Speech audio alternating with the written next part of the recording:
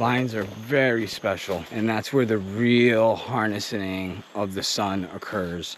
Wow, beautiful. Oh, look at all these vines. Vines are very special. They reach towards the sun, they reach towards the canopy. There's grass.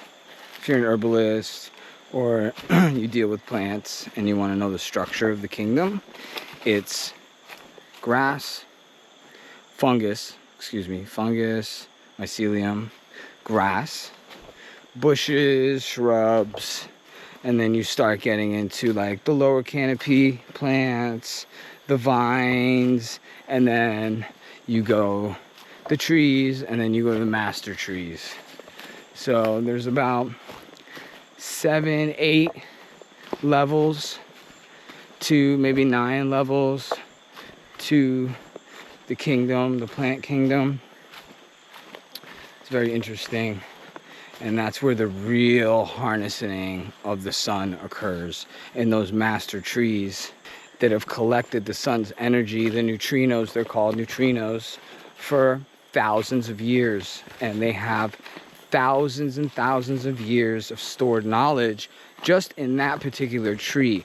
But that line, that genetic line, also has could have millions of years of genetic knowledge.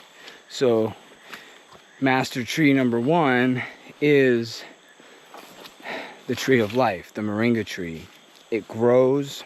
When you look at nature, you want to look at what is really difficult to kill, what produces abundance non-stop.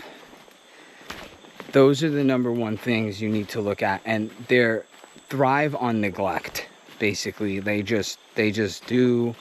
They don't need to be babied, and they just grow and give and give and give and give.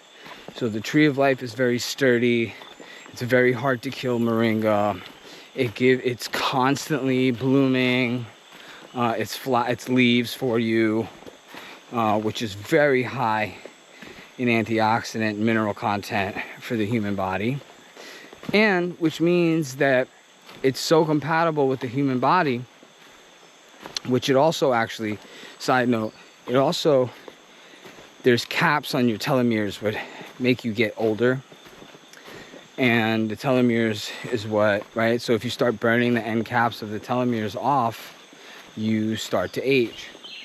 So what the moringa does is it helps keep those whole and full and vibrant, so you age less